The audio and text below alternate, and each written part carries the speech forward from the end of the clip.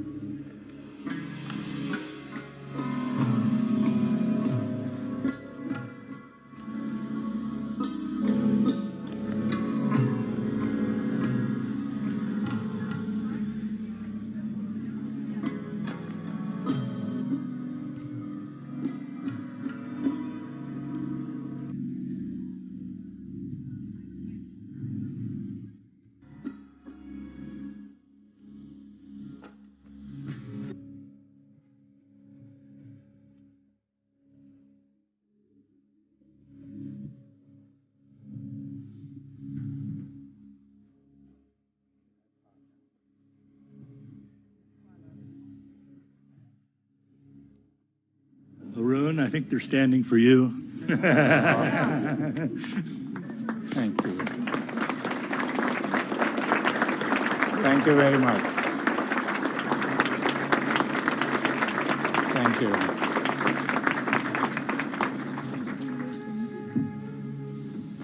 Welcome, everybody.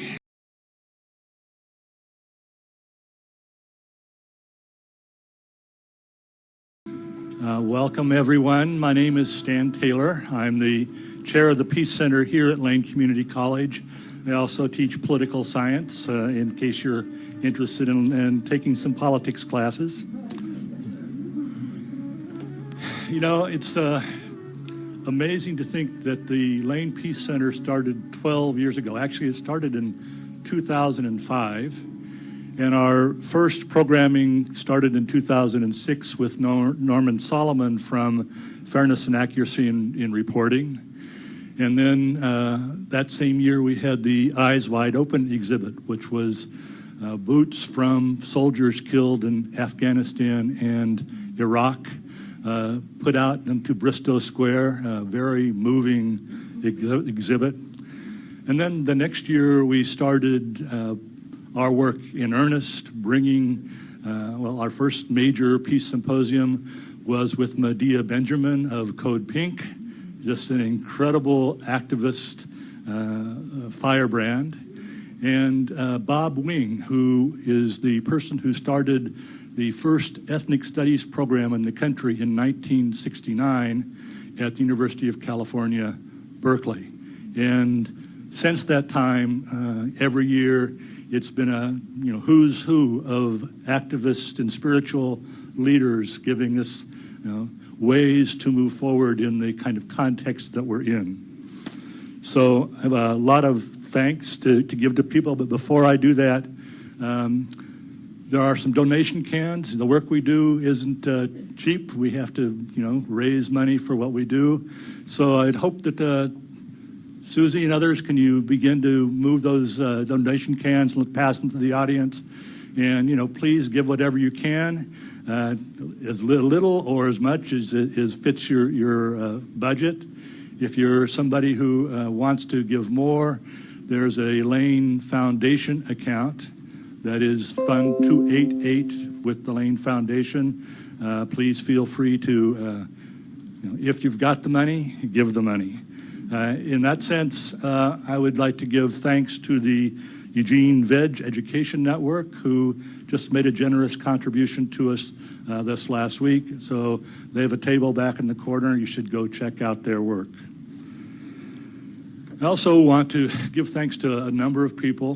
Mary Spieldy, of course, who was part of the original vision of bringing the Peace Center to Lane Community College and has given us support over the last 12 years. Thank you, Mary Spieldy, for what you've done for the Peace Center.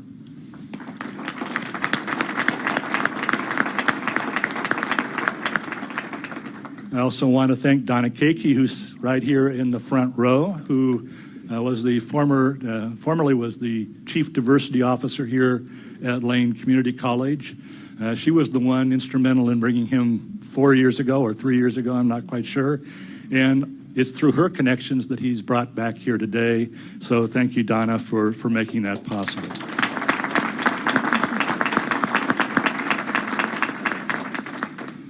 We have a number of co-sponsors for this event.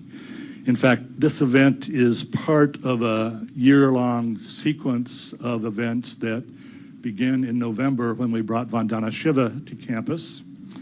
And now we have Arun Gandhi. We were intending to bring Geshe Dorje Damdol to campus in April, who he is the translator for the Dalai Lama and the head of his cultural center in India. But unfortunately, he's not been able to get his visa, so that's not happening. But I do want to point people to work that's still being done by the Palmo Center for Peace and Education. You probably have seen their flyer, Awakening the Mind and Heart. And although Geshe Dorje Damdol is not going to be able to lead this retreat, they're very lucky to have the Venerable Tolke Jigme Rinpoche step in and take over that job for that retreat, and it'll be very special. So I want to encourage people to get the flyer, and if you're interested, please check out the Palmo Center for Peace and Education. In addition to the Palmo Center for Peace and Education, other co-sponsors, well, there's several from here at Lane Community College, Faculty Professional Development, the Lane Diversity Office, the LCC Professional and Organizational Development Office. So a big hand for that support from the college.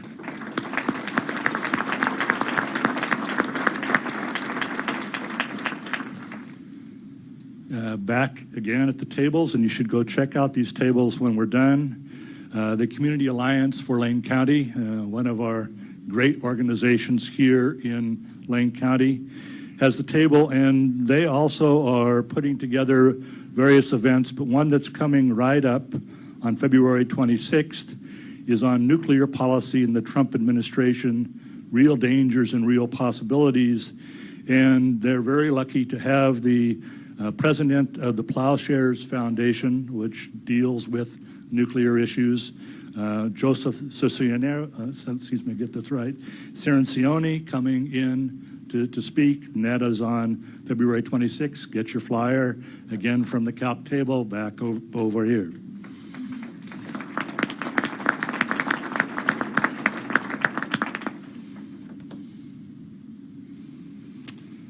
Also having a table over in the corner is the Community Rights Lane County. We've partnershiped with them over the last couple of years as well.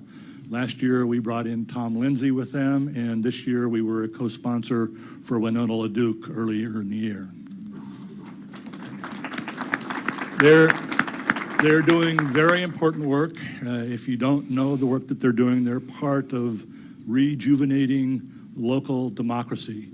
The model comes from Community Environmental Legal Defense Fund, CELDEF, and they have made this model work where local communities pass ballot measures that give rights to the local community to protect themselves, to operate as a local community and a local democracy.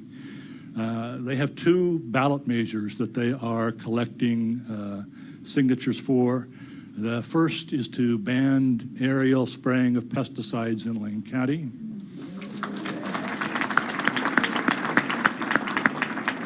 And the second is a measure that would make it possible to enforce the first ballot measure and any other similar ballot measures that might be passed in the future. So you might also know that they have begun the work on a ballot measure that would provide the ability of Lane County to control what kinds of seeds are planted in the county.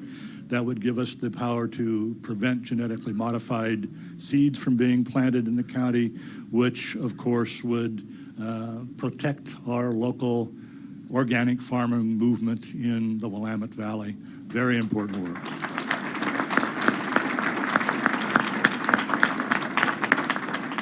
If you'd like to get involved in their work, they have regular community rights actions meetings.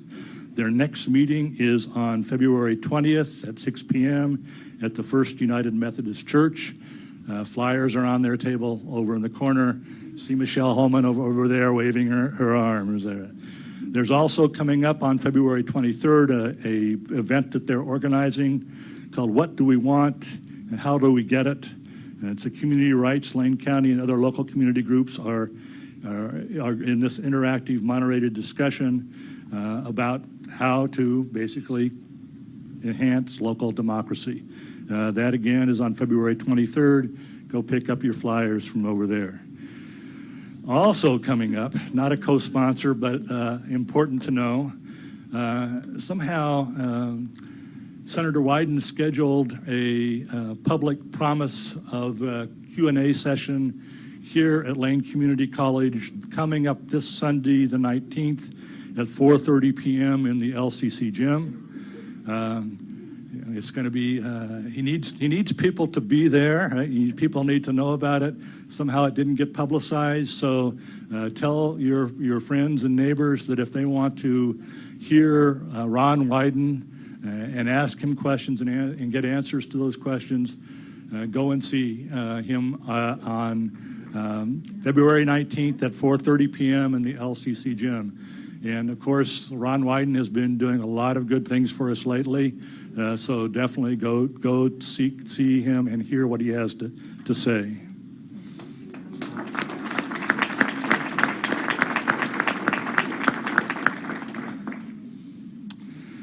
I would be remiss if I didn't give thanks to our Peace Center Committee. We started this 12 years ago, and most of the people that I'm going to announce on this list have been on this committee the whole time. Talk about commitment, they really have it. So people on the committee: Susie Kusar, Amy Gadia, Dean Middleton, who is responsible for the media and design that you've been seeing. Suzanne Williams, Ruth Wren, and we have a former student member in the audience, Sarah Piscianeri. So big thanks to all of them.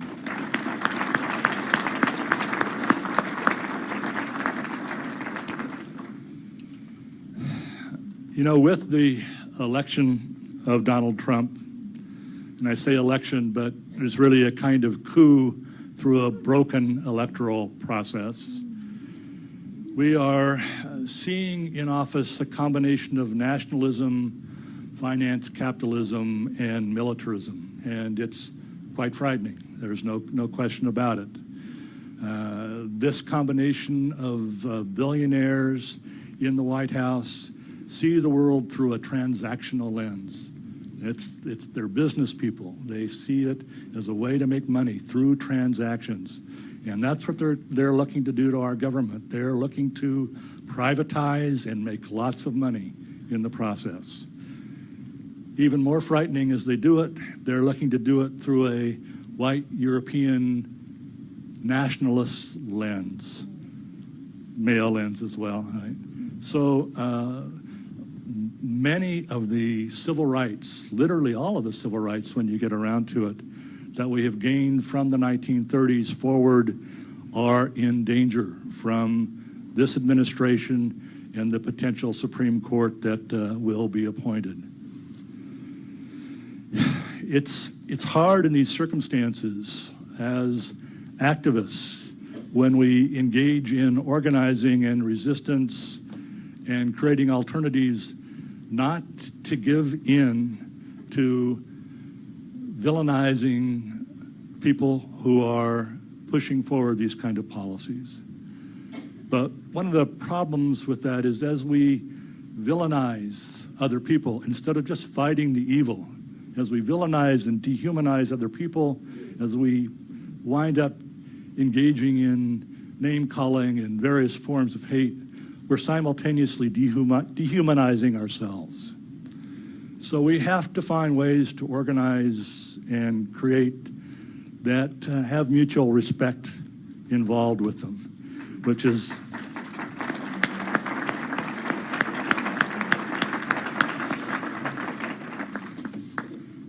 why I'm so happy to have Arun Gandhi here tonight to be able to give us the message about how to accomplish those things.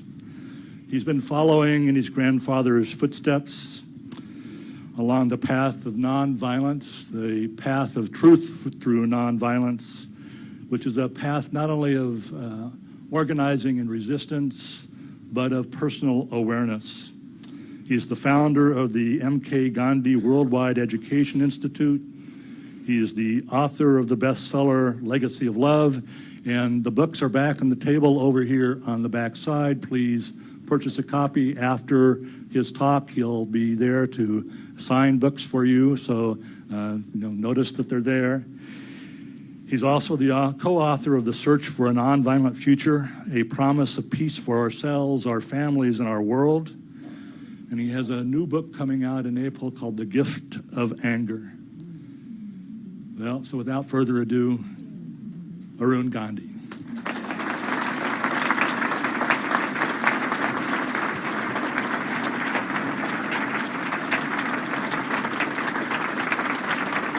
Thank you. There's water down here for you. I'll take my glass with me. Thank you.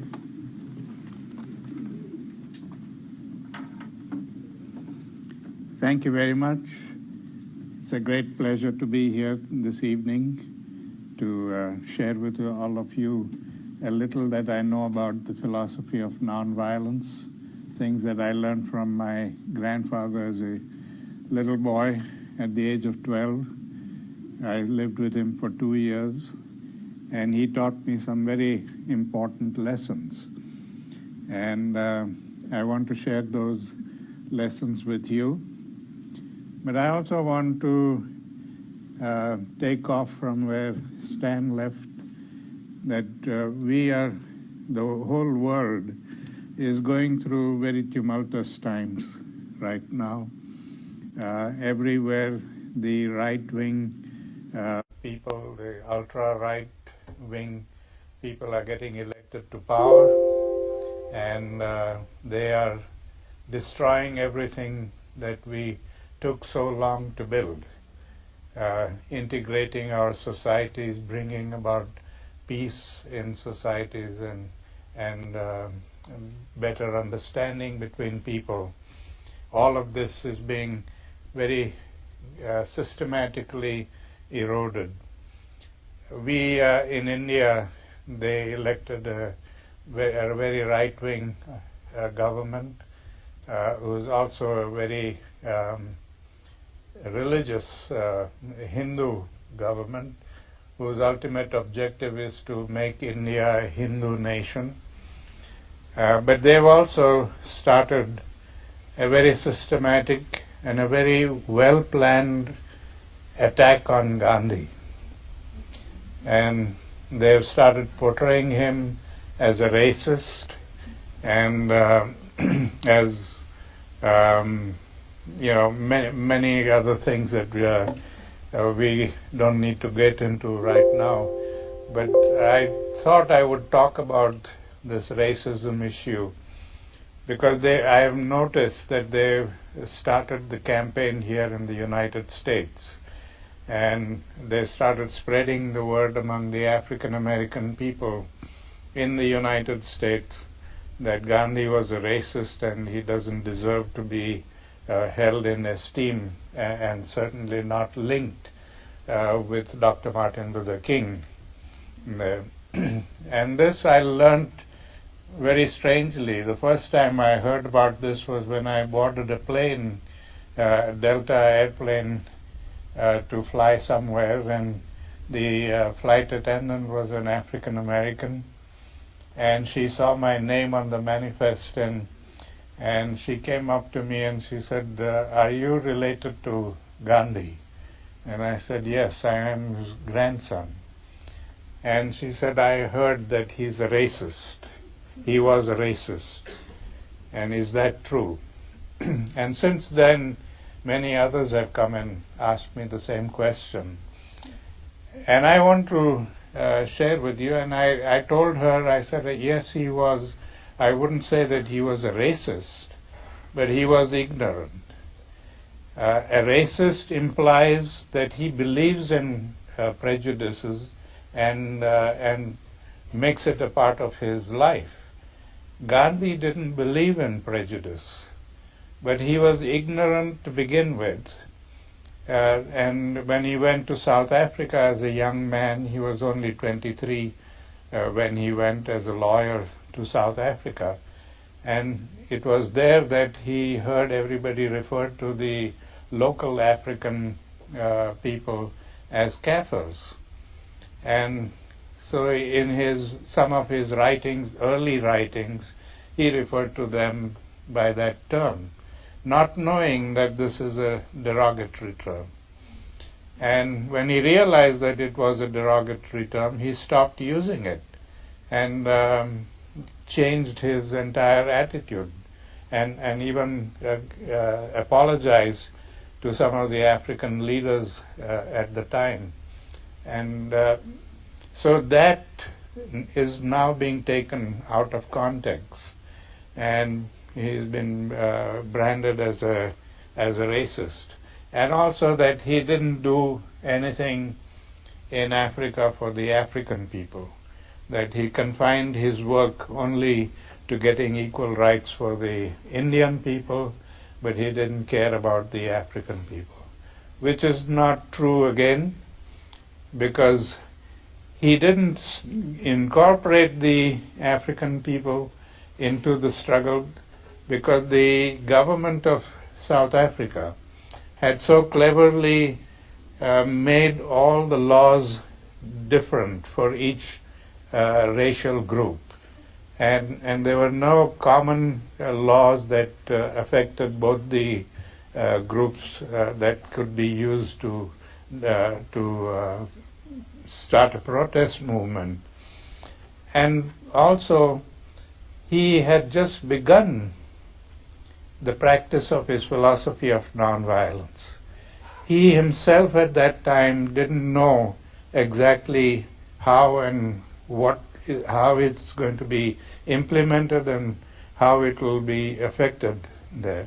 He was experimenting with this as he went along. So it was difficult enough for him to convince his own people about the philosophy of nonviolence, let alone convincing a people who had never heard about this philosophy and for whom he was a person of a different culture altogether. So he thought that he should first experiment with his own people and then maybe think about using it for the African people. This was the background to the whole issue that has now been taken out of context to paint him as a racist there. But what really impresses me is that this is an indication that he was a very ordinary person, that he was a very ignorant person. He was like any of us at that age, ignorant and learning about things. In fact, he was so ignorant that he says in his autobiography he had to struggle to get through his high school examinations. And so he wasn't a very bright student. But as you probably know from his autobiography, he was married at the age of 13. His bride also was 13 years old at the time. They started living together at the age of 16, and grandfather says at that age he didn't know who was going to be the boss in that relationship, who was going to lay down the rules and enforce them. So he went to the library and got books on the subject, and all these books were written by male chauvinists, and all of them talked about how the husband should lay down the rules and enforce them strictly. So after reading this, he came home one evening and he told grandmother, from tomorrow you're not going to step out of the house without my permission. That is the law and you're going to observe it, and I want no arguments about it. And grandmother quietly heard him and didn't retort or didn't say anything. She just turned around and went to bed, got up the next day, and she continued to do what she always did. Went out and visited and never bothered to get his permission. So a few days later, when he realized that she wasn't obeying him, he confronted her again and he says, "How dare you disobey me? Didn't I tell you that you are not to go out without my permission?" And at that point, very quietly, grandmother says to him, "I was brought up to believe that we must always obey the elders in the house. And I believe the elders in this house are your parents.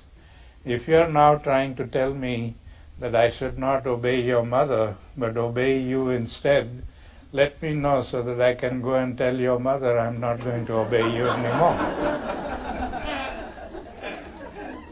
And of course he couldn't tell her to do that. And so the whole matter was settled without anybody getting angry and raising an issue and even maybe breaking up a relationship there. So he says in his autobiography that was the most profound lesson in nonviolent conflict resolution that he learned at that age. How to understand anger and use that constructively and intelligently. That became the cornerstone of his philosophy of nonviolence. Everybody who came to participate in his struggle, they were first taught this lesson. about understanding anger and being able to keep it under check and use the emotion and the energy generated by it constructively. That was the lesson I was taught when I came to him from South Africa after the prejudices that I suffered, the physical beatings and so on. And he explained to me that anger is like electricity. It's just as useful and just as powerful, but only if we use it intelligently. But it can be just as deadly and destructive if we abuse it. So just as we channel electrical energy into our lives and use it for the good of humanity, we must learn to channel anger in the same way so that we can use that energy for the good of humanity rather than abuse it and cause death and destruction. He suggested that I write an anger journal. He said every time you get angry, don't act on it, don't say anything or do anything that you're going to regret later on. But write a journal. But write the journal with the intention of finding a solution to the problem, and then commit yourself to finding a solution. Now that is very important, because a lot of people today tell me they've been writing an anger journal for a long time, but it hasn't really helped them. Because every time they go back and read the journal, they're just reminded of the incident and they get angry all over again. So we don't want the journal to be a reminder of the incident. We want the journal to help us find a solution to the problem. I did this for many years, and I must say it helped me considerably in learning how to deal with anger and use that energy constructively and intelligently. But after learning this profound lesson from him, I was just 12 years old at the time, and I decided to test him and see whether he himself had learned the lesson or not. This was the time in his life when he was involved in many important things, not just the freedom of India, but he was concerned about the emancipation of the Indian women, the education of the children, the emancipation of the so-called untouchable people. All of these were very important to him, and he had programs going on in all these different fields. And all these programs needed funding, and he realized that the easiest way for him to raise the money was to sell his autograph. And he put a fee of 5 rupees for each autograph, which in today's currency would be approximately 10 cents, 15 cents. And every morning and evening, when thousands of people would assemble for his interfaith prayer services, most of them would seek his autograph. And it was my duty while I lived with him to go out into the audience and collect the books and the money and bring it to him for his signature. And one day I thought to myself, if everybody could get his autograph, why not me? After all, I'm his grandson and I deserve an autograph too. But I didn't have any money, so I got myself a little autograph book and I slipped it into the pile, hoping that he wouldn't notice the absence of money there. But when he came to that book, he said, "Why is there no money for this autograph?" And I said, "Because it's my book." And he said, "Well, you should know that I don't make an exception even for grandsons. That if you want an autograph, you'll not only have to pay me for it, but you'll have to earn the money and pay me. Don't ask your parents for it." And I said, "No way." He said, "You are my grandfather, and I'm going to make you give me this autograph free." So he laughed and said, "All right, let's see who wins then." And from that day, every day, when he was in high-level political discussions with British politicians or Indian politicians, I would barge into the room and thrust my book in his face and demand an autograph.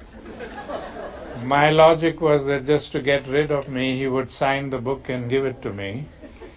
But instead, every time I became too boisterous, all he did was put his hands across my mouth, pressed my head against his chest, and went on talking politics. On many occasions, the other politicians used to get exasperated and tell grandfather, "Why don't you give him the autograph? He disturbs our meetings every day." And grandfather would just smile and say, "This is a private joke between the two of us. You don't have to get involved in it." Well, the long and short of it is that he never did give me the autograph. But he never ever told me to get out of the room and leave him alone. As we do with our children or our siblings, if they come into the room when we are busy with something, we shoo them out very rudely, tell them, "Get out, can't you see I'm busy just now?" He never ever did that to me. And that's when I realized that if he could control his anger to that extent, if we can attempt to achieve 50% of it, we will make a tremendous difference in the level of violence that we experience today. Harvard University has recently did a study, and they came to the conclusion that more than 85% of the violence that we experience in our lives today is generated by anger. So imagine if we can reduce that by 50%, how much a difference it would make in the level of violence that we are experiencing. So it's anger that we need to understand and deal with. We don't need to be ashamed of it. We don't need to deny it. What we need to do is to be ashamed of the way we abuse it and learn to channel that energy constructively and intelligently. But the other lesson also is a very profound lesson, which happened when I was coming back from school and I had a little butt of a pencil in my hands and I thought I deserved a better pencil. And without a second thought, I threw the pencil away because I was so sure grandfather would give me a new pencil when I asked him for one. But that evening when I met grandfather and asked him for a new pencil, instead of giving me one, he subjected me to a lot of questions. He wanted to know how the pencil became small and where did I throw it away and why did I throw it away and on and on and on. And I couldn't understand why he was making such a fuss over a little pencil until he told me to go out and look for it. And I said, "You must be joking." He said, "You don't expect me to look for a little pencil in the dark?" He said, "Oh yes, I do. Here's a flashlight." And he sent me out with the flashlight, and I think I must have spent something like 2 hours searching for it. And when I finally found it and brought it to him, he said, "Now I want you to sit here and learn two very important lessons. The first lesson is that even in the making of a simple thing like a pencil, we use a lot of the world's natural resources. And when we throw them away, we are throwing away the world's natural resources, and that is violence against nature. And the second lesson is that because in an affluent society we can afford to buy all these things in bulk, we overconsume the resources of the world, and because we overconsume them, we are depriving people elsewhere of these resources, and they have to live in poverty. And that is violence against humanity. And that was the first time I realized that all of these little things that we do every day, things that have become so much a part of our nature that we don't even realize it's a form of violence. Everything that we waste and throw away and overconsume and destroy, all of that is an act of violence. The discrimination, the oppression, suppression, all of these things are acts of violence. So violence is not just wars and physical beatings and so on, but violence is the way we live and the amount of consumption that we incur in our lives there. To make me understand this thoroughly, he made me draw a genealogical tree of violence, just as we would do a family tree, with violence as the grandparent, and physical violence and passive violence as the two branches. And every day before I went to bed, I had to analyze and examine everything that I had done to other people, or people may have done to me, or things that I may have experienced. Everything had to be analyzed and put in their appropriate places on that tree. If it was the kind of violence where physical force was used, that would go under physical violence. But if it's the kind of violence where we don't use any force at all, and yet we hurt people, that would be passive violence. And the way I had to determine this was to ask myself the simple question, if somebody were to do this to me, would I be hurt by it or would I be helped by it? And if I came to the conclusion that it would hurt me, then that would be passive violence. And that could be so many things that we do every day in our lives. When I began to do this introspection, I was amazed that within a few months I was able to fill up a whole wall in my room with acts of passive violence. The physical violence didn't grow very much because there's a limit to what you can do. But the passive violences grew endlessly. And then grandfather explained to me the connection between the two. He said, we commit passive violence all the time, every day, consciously and unconsciously. And that generates anger in the victim, and the victim then resorts to physical violence to get justice. So it is passive violence that fuels the fire of physical violence. So logically, if we want to put out that fire of physical violence, we have to cut off the fuel supply. And since the fuel supply comes from each one of us, we have to become the change we wish to see in the world. If we don't change our attitudes and our behavior and our relationships, we will never be able to create peace in this world. And that kind of relationship is also a very important thing. Because in the culture of violence that we have created today in the world, a culture of violence that dominates every aspect of our life, our language, our entertainment, our sports, our relationships with each other, everything is based on the culture of violence. And in that culture of violence, our relationships are built on the principles of self-interest. We are constantly thinking about what am I going to gain from this relationship, and if I don't gain anything from it, why should I bother to have a relationship?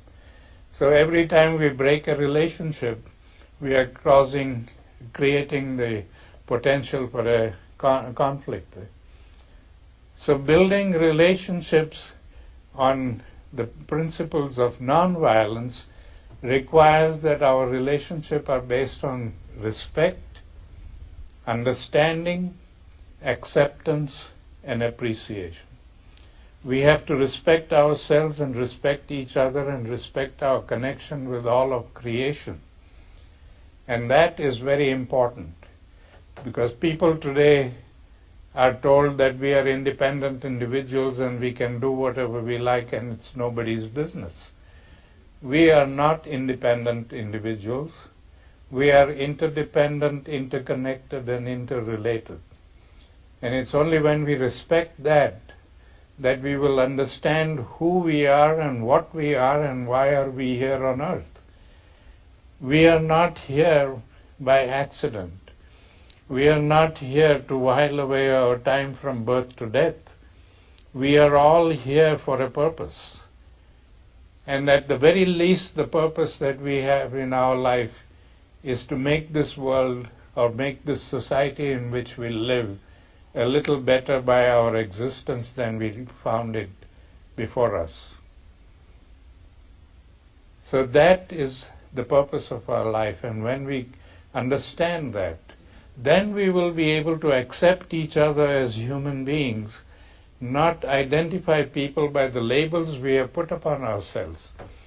Today we have so many labels to identify people that we have forgotten that behind those labels there is a human being. There are gender labels and race labels and color labels and religious labels and economic labels. You name it and we have a label. So every time we put a label on somebody, we are building a wall between that person and us. And every time we build a wall between people, we are creating the potential for a conflict. So we've got to remove all those labels and just learn to accept each other as human beings and respect each other as human beings. And it's only when we are able to do that that we will appreciate our own humanity. That is how we build relationships in a culture of nonviolence.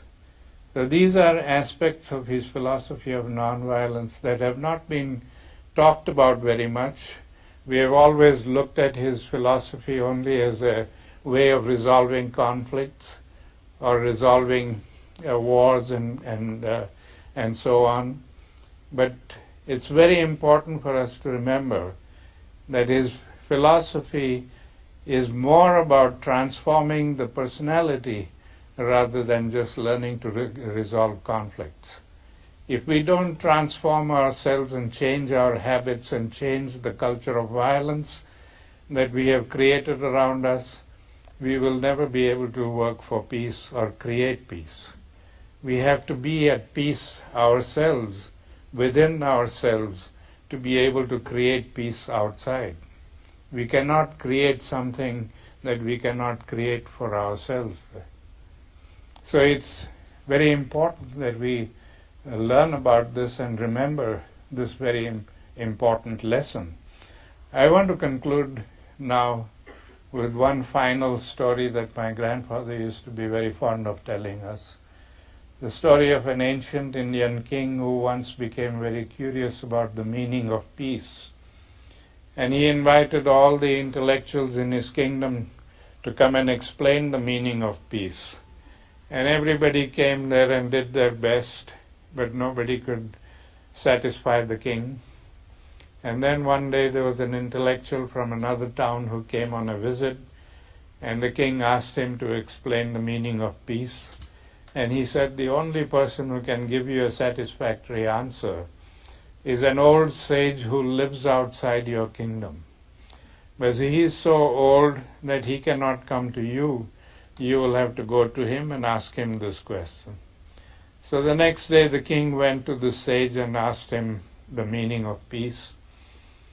And the sage quietly went to the back of the house, came back with a grain of wheat, and placed that grain of wheat on the king's palm and said, here is your answer. And of course the king didn't know what a grain of wheat had to do with peace, and he didn't want to show his ignorance. So he quietly clutched that grain of wheat and went back to his palace, found a little gold box, and he placed that grain of wheat in the box. And every morning he would open the box to look for an answer, and he couldn't find any answers. So a few days later, when this intellectual came back on a return visit, the king asked him to explain. He said, you sent me to this sage and he gave me this grain of wheat, and I don't know what this grain of wheat has to do with peace, so please explain.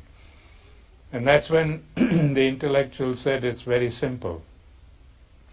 He said, as long as you keep this grain of wheat in this box, nothing is going to happen.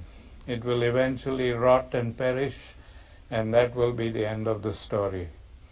But if you had allowed this grain of wheat to interact with all the elements, if you had planted this outside in the soil, it would sprout and grow, and very soon you could have a whole field of wheat. And that is the meaning of peace. If somebody has found peace and if they keep it locked up in their hearts, it will perish with them. But if they let it interact with all the elements, it would sprout and grow, and very soon we could have a whole world of peacemakers. So I have come here this evening to give you the grain of wheat that I got from my grandfather, and I hope that you won't let it rot and perish, but let it interact with all the elements so that all of us together can make this world a better place for future generations. Thank you.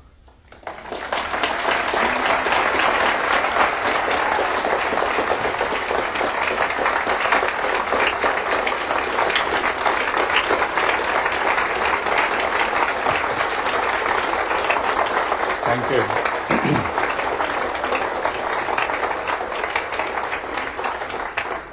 Thank you very much.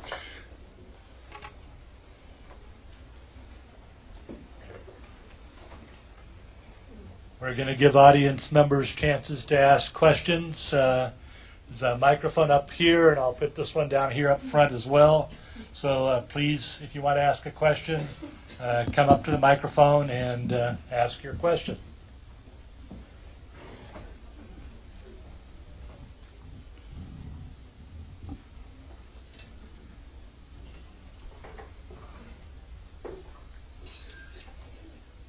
Go ahead.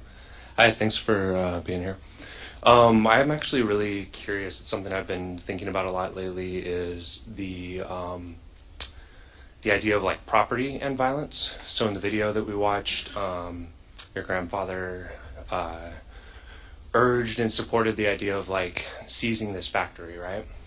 Because of the symbolic power of the factory and its use to subjugate the people. So does that seem to indicate that there are points at which items might or taking or items or something or destroying items could in fact be peaceful if it is with the purpose of overthrowing oppressive forces? Well, I don't know about destroying things. He didn't believe in destroying because there were young people at the time who felt like a lot of young people today feel that as long as they destroy property and not harm people, that's part of nonviolence. But destruction of things that have been created is in itself a violent act. And sometimes the destruction of things like bridges and railway lines and other things where we disrupt life for ordinary people who may not be able to get to the hospital or get to some emergency state that they want to be in. And that would be a form of violence. So the incident that you mentioned about his taking over the salt factory, that salt factory was a means of oppressing the people in India. So he didn't want to destroy the factory, but he just wanted to take over the ownership of the factory because salt was something that Indian people manufactured and the poorest of Indian people survived on it. And when the British took away this and they started manufacturing the salt and imposing very high taxes on it, it crippled not only the economy, but it made it very difficult for the poor people to use salt. So he wanted to take over the factory, not destroy it. Thank you for your talk, sir. I'm sure you've heard this question from others, but our country, the United States, has invaded many countries since World War II, and none of those wars were self-defense or really motivated by passion or anger, in my estimation. But we killed several million people in the Korean War, and in the Vietnam War again, and then in the Persian Gulf. What are the causes of these wars? And I seem to have a different theory that they're not caused by anything that we can rectify by making ourselves better, but they're caused by psychopathic leaders of our country who organize and maintain the large institutions of the country. So could you help me out on that, understanding that? Yes, certainly I do agree with you. It's caused mainly by our military-industrial complex. we manufacture 60% of the world's armaments, and if we are manufacturing all of those armaments, somebody has got to use them. Otherwise, how do we stockpile all these things for years to come? And we've invested so much in that industry that we can't allow it to, fade away. And they've been so clever in the way they've built this industry. They have these armament industries in every state of the union, and they employ a lot of people. So the moment anybody talks about closing down any of the armaments, they raise the fear of unemployment, and everybody gets so hurt by it that they don't want it to stop. And so we participate in the manufacture of this very potent thing, which causes all the evil in the world there. So it is a kind of a Frankenstein monster that we have built, which ultimately is going to destroy us.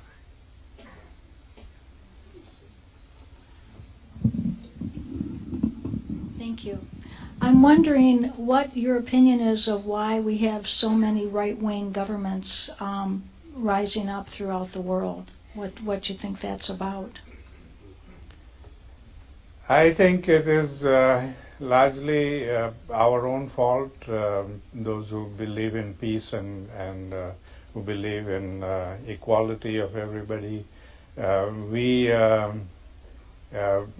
got so caught up in our own programs that we have forgotten there were many people who were hurting, people who had lost their jobs and factories that had to be closed down, and millions of people were without jobs and they were hurting very badly. And we didn't do anything about them. We didn't, step in to help them in any way. And so they expressed their anger by voting out the liberal parties and bringing in the right-wing parties. Mm-hmm. It was more of a negative vote. Not that they believed in the right-wing theory, but their belief is they just want to destroy the existing structure. And anybody who can destroy it is welcome. So do you see a remedy for that? What is our actions that we can take as I think it is time that we took note of the pain of the people and people who live among ourselves who are in distress, and see how best we can help them, regain some control over their lives. We can establish several little programs and inspire people to do things. We don't always have to depend on the government to do everything. We as people can do things too. And one of the things that I do as part of my program is take a Gandhi legacy tour every year to India. And we have identified some 10 programs where individuals have started something that has now grown into helping millions of people. And it's kind of an inspiration for people that one person can do great things, that we don't have to wait for many people to come into the field. Thank you. Thank you. Thank you for your wonderful talk. My question is about a philosophy of nonviolence in which Gandhi's practice worked against the British because they were compassionate and Christian to some extent. They were embarrassed into giving up India. What about the Nazis? What about opposing brutal dictators with civil disobedience? How could it work in places where dictators squash people who rise up and slaughter them or kill them? How does it work? Well, it did to transfer? happen. It's wrong to believe that the British were absolutely Christian and compassionate. Thanks for your correction. Yeah. They did commit a lot of violence against the Indian people. They did their best to crush the movement violently. They didn't go all the way, and that's to their credit. But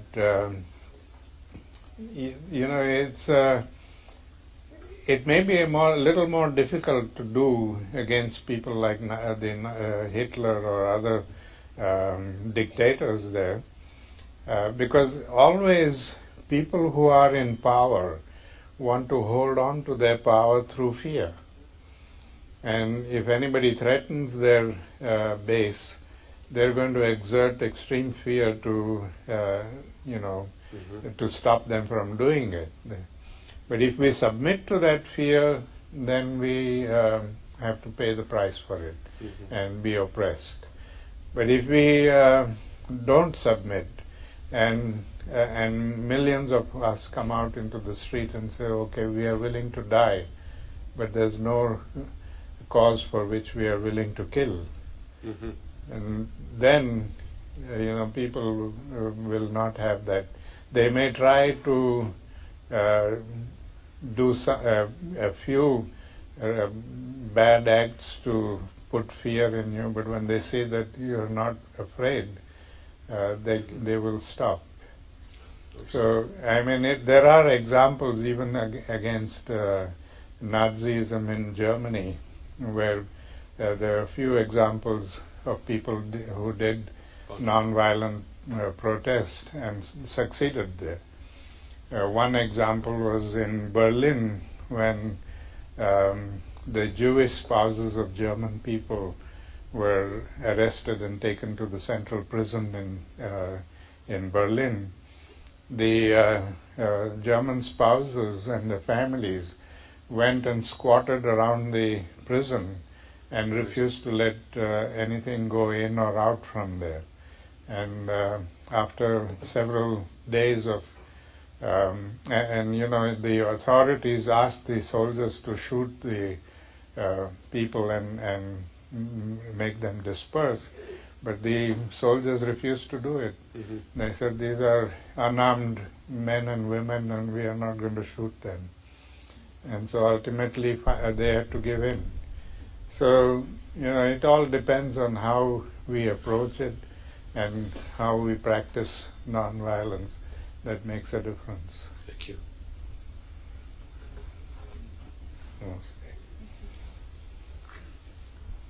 It is as an individual that I'm here. My practice of nonviolence has been greatly developed by my value system. I still have problems when I get triggered because of trauma. I still get loud and upset everybody in the environment. And I believe that, because of, I'm not the only one, all the trauma that is caused by wars and so on and so forth, for individuals, is also an enormous problem. So could you, is there anything you can contribute to for me as an individual and possibly others? Well, we do face challenges all the time in our lives, and the very fact that you are aware of your shortcomings is an indication that you are already looking at them and trying to transform them, which is a very good thing. This is what all of us have to do throughout our lives. Nobody is perfect. Even Gandhi was not perfect right up to the end of his life. He was constantly transforming and changing his attitudes. So all of us have to continuously do that, honestly and sincerely, in the search of truth. We have to continuously transform ourselves and our weaknesses into strength. So I'm glad that you are doing it and are aware of it.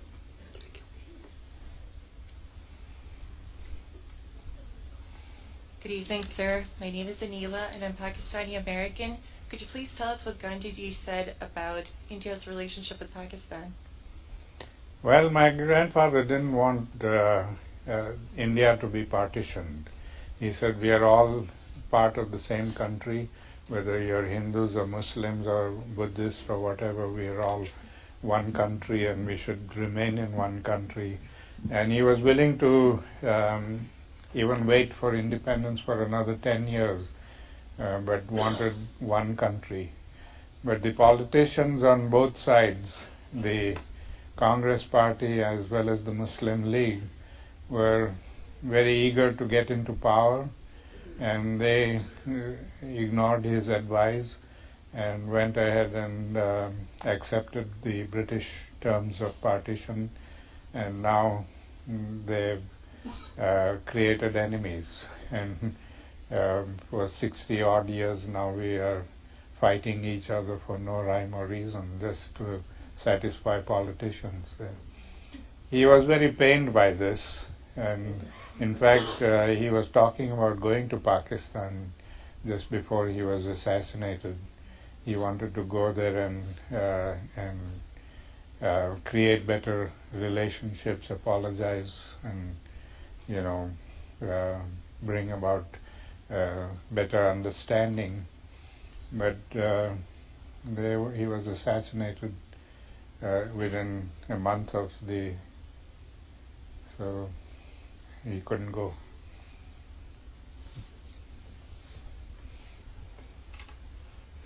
Hi, my name's Sierra.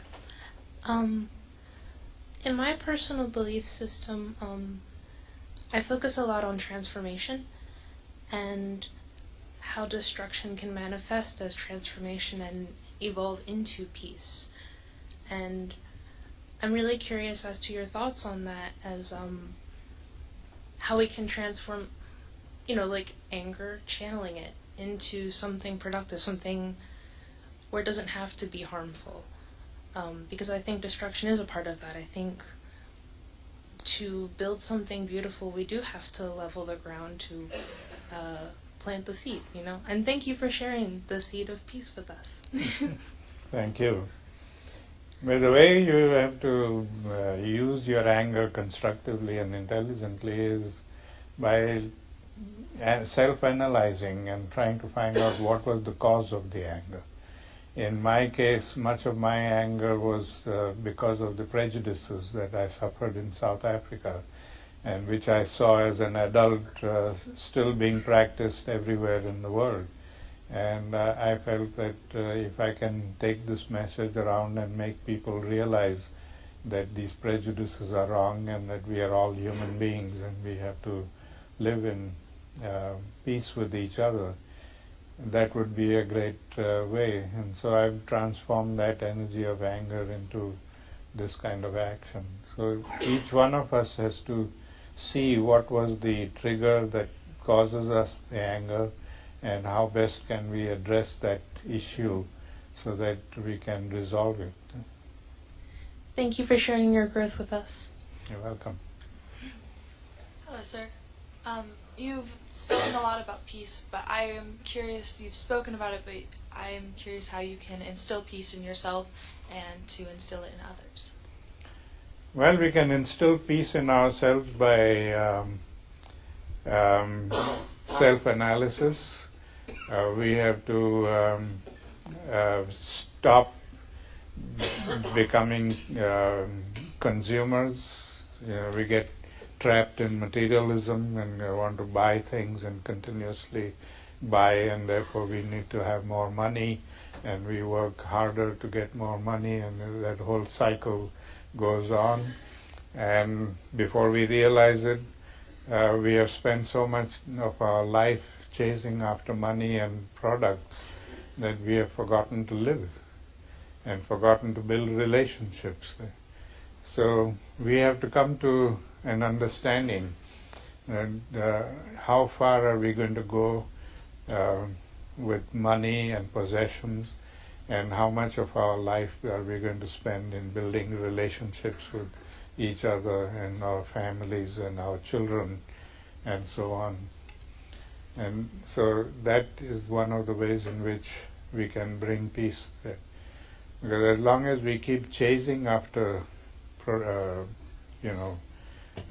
products, we are never going to be at peace. Thank you. Hi, my name's Sophie, and thank you for your speech. It was very inspiring.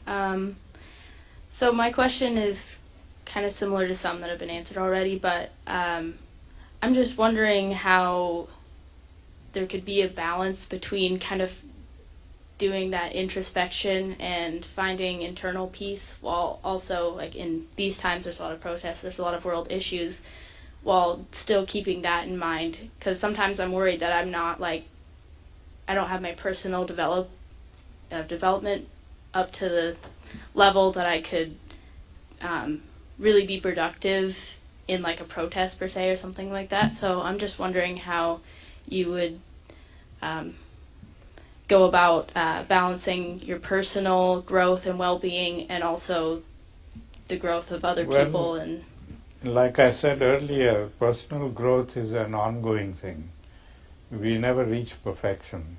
We are constantly growing, we are constantly learning, constantly changing, because times change, circumstances change, everything keeps changing, and we have to continuously change along with that. So if we wait till we reach perfection to do anything, then we won't do anything at all. We have to continuously keep changing and at the same time continuously be active and not accept injustice anyway. thank you. Hello, thank you for taking my question. This is in regards to passive violence. With the increase in propaganda efforts of the administration and his party, or as some call it, the fake news, more and more people aren't even aware that they're suffering from passive violence. What ways can we use to educate people about passive violence and maybe harness that passive violence that people are suffering and use it for good? Well, now that I've explained to you the passive violence, I hope you will go and explain to others and spread the word. And, that's the purpose of my coming and planting the seeds. I'm hoping that you will carry on with the same thing. And I suppose I should be more specific. Sometimes in people that believe things very strongly that just aren't true, and they vote against their own interests time and time again, they're not as likely to listen to us the first time, and it takes some extra effort. It does. I mean, in any situation, we are not going to accept anything on the first time when somebody comes and explains it. But we have to reflect on it, and we have to keep working on it and keep trying to explain to them. And eventually, when they see the truth, they will accept it. But, the first time you go there and explain, they'll be very suspicious of you and not accept it. But that doesn't mean that you give it up. You have to continue working on them. Thank you. Thank you, sir, for taking my question. One of the things you mentioned was our interconnectedness as a species, and that we are not individuals, but rather parts of a whole. And one of my greatest frustrations is that people not only refuse to see that, but actually celebrate their refusal to see it and celebrate their individuality. What would you say that we can do to challenge this notion of supreme individuality and get them to open themselves up to how connected we actually are as a species?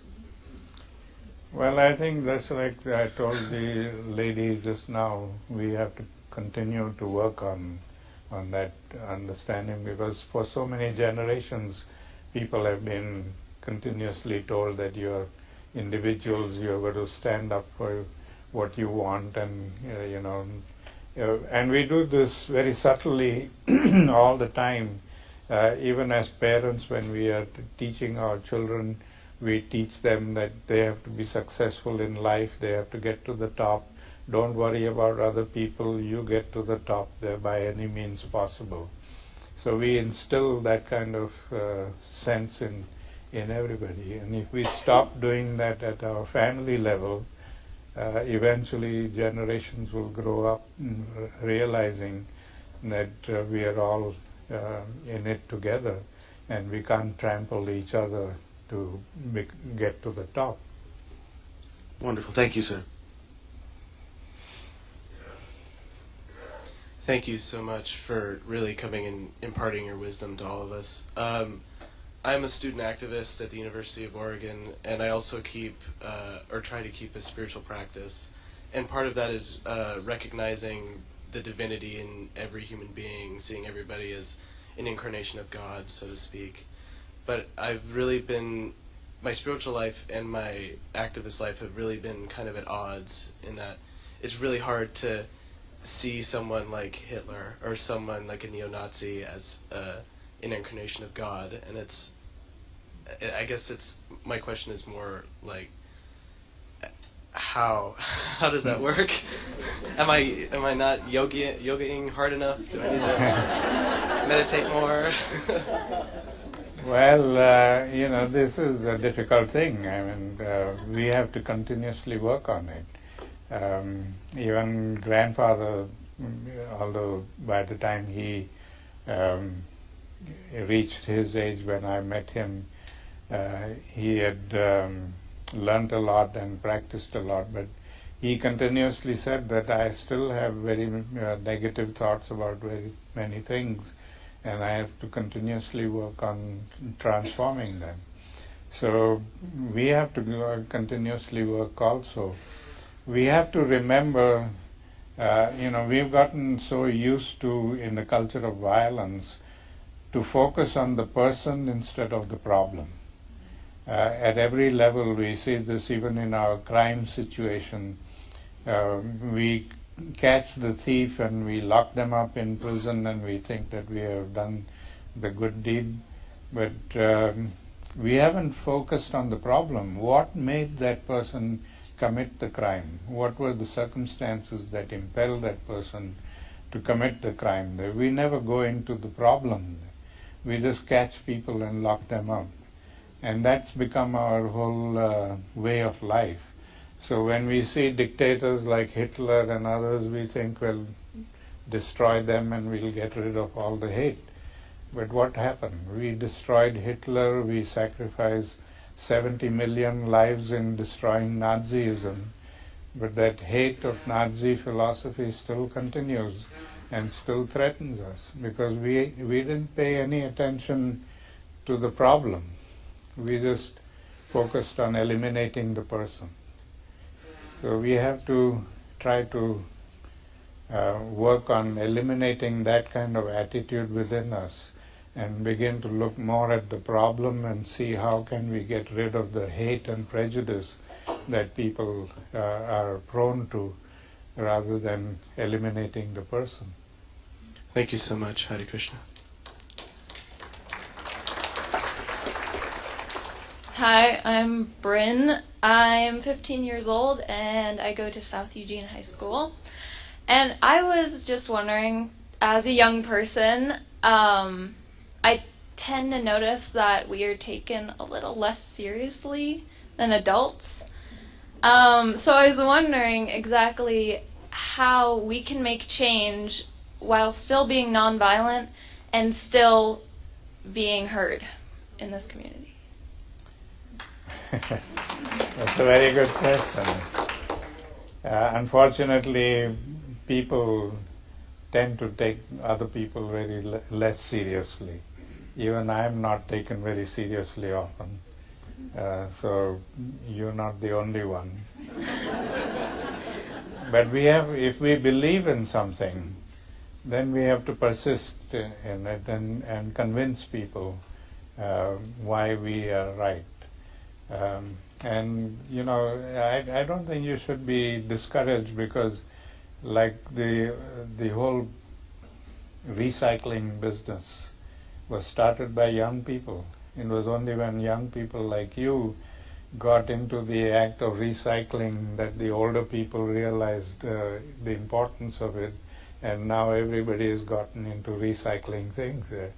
So it's, sometimes it happens, but we have to persist. It's not like you can come and say, yes, you have to do this and everybody is going to accept it. It takes a lot of energy to make people realize what they need to do. Awesome. Thank you.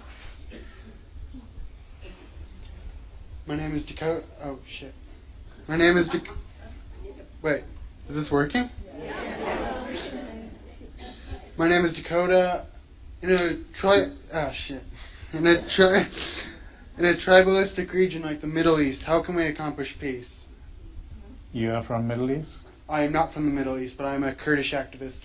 Well, it's a very difficult situation in the Middle East, and we have to just continue to try to bring about peace as best we can.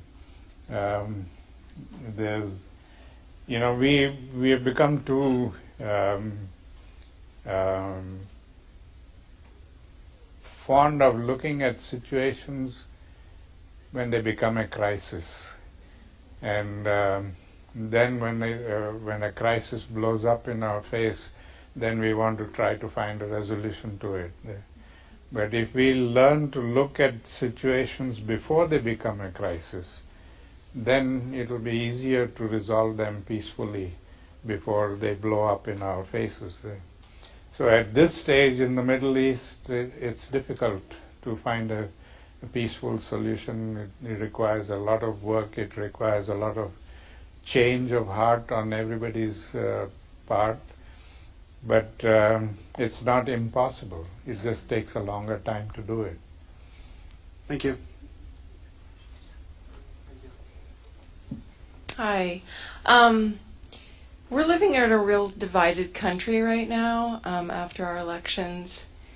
And I know a way that I've been passively violent and judgmental towards people who are Republicans and Trump supporters, and I see a lot of people that I know being that way.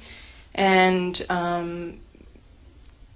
I wonder how you think that I can reconcile that in myself and us as a country when there's so much really, I feel superior sometimes, judgmental, and that sort of thing. And really, in some ways, like what you were saying, it's an act of violence against those people to discredit them and think that they're, they don't care about peace as much as me, so I'm better than them or something like that. So I wonder what your recommendation for me would be. Well, it's quite natural for people to feel very strongly about what they believe in.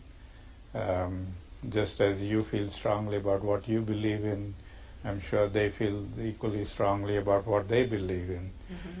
And if it is possible at all, and if you have a friendly relationship with people like those who support Trump, I would suggest having a friendly dialogue with them. Try to find out from them what is it that makes them support him and what are his policies that attract them so much.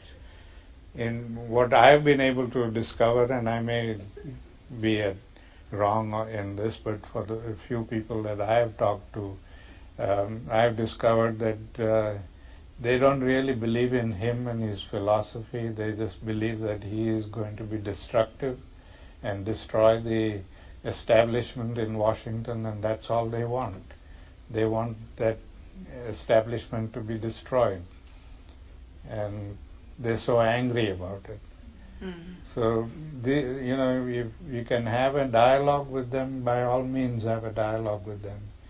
But if you can't, then try to understand in other ways mm-hmm. where they come from and respect them for their beliefs. Thank you.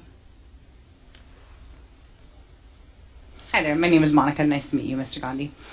All right, so aside from all your wonderful work and the teachings of Gandhi and what you're doing here with all these lovely people, I just want to know what personally makes you feel peaceful. What personally makes me? Okay, let me rephrase. What is something that brings you peace on like a personal level?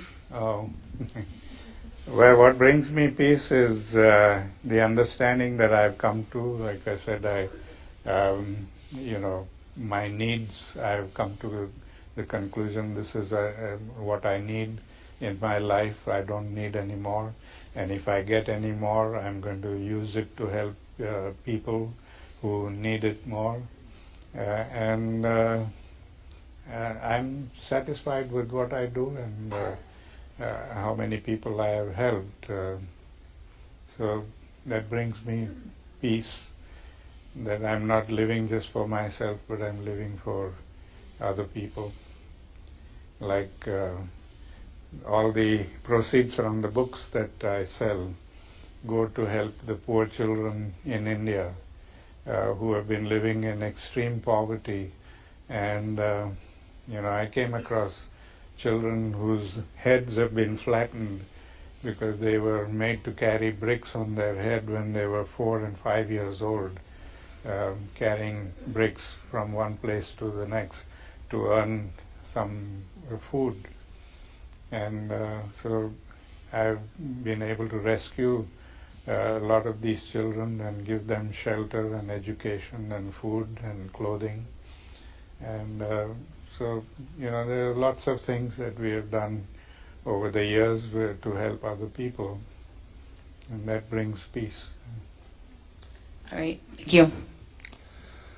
So I can see that we could do this all night, but the venue does have some limits, so we need to ask one more question. We'll take one more question, and then Arun will be over at the table to sign books. There are also many of the co-sponsors with tables here that we want to encourage you to go check out what the work that they're doing. So one more question, and then we'll call it the talking part. We'll call over. Hello. Hi. Thank you so much for coming out here. My question is about, as a young individual growing up, when your grandfather died, and as you developed, and you kind of saw the state of the world more, did you experience things like hopelessness or despair, or feeling like, what can I do to make a difference? Because those are my questions that I ask myself. And Yes, I've gone through all of those things. how did you, kind of come to a place where Well, you're doing the work in you're the beginning, of course, it was my parents who helped me. Whenever I felt despair, they told me that you have to just continuously persist and work on it and don't give up hope. And then as I grew up and when I lost my parents, I had to just keep reminding myself what they told me and what my grandfather told me, and I said, I can't afford to give up hope. I have to continue to work because a lot depends on. That's why I call myself a peace farmer. I go out and plant seeds everywhere, and I hope that those seeds germinate and I get a good crop. just like your parents in Gandhi planted those seeds in you. So I just go on, and sometimes, when, like the night when Trump was elected into power, and I went to bed so sure that he was not going to win the election. In the middle of the night, my grandson woke me up from India and said, you better think of coming back to India. I said, why? He said, don't you know Trump has won the election? And I felt hopeless at that moment. And I said, what have we done and what are we ending up in? But then, because of the training I had and the messages that I had, I realized that giving in to hopelessness is not right. We have to continue to work. Thank you. You're welcome. Thank you.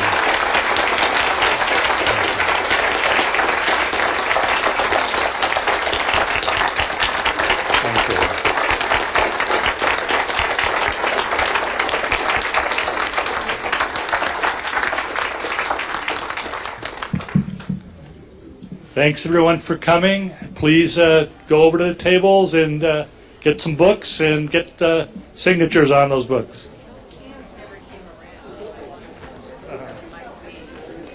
Water or something, sir, before you start running? Do you need some water? Yes, I would love that.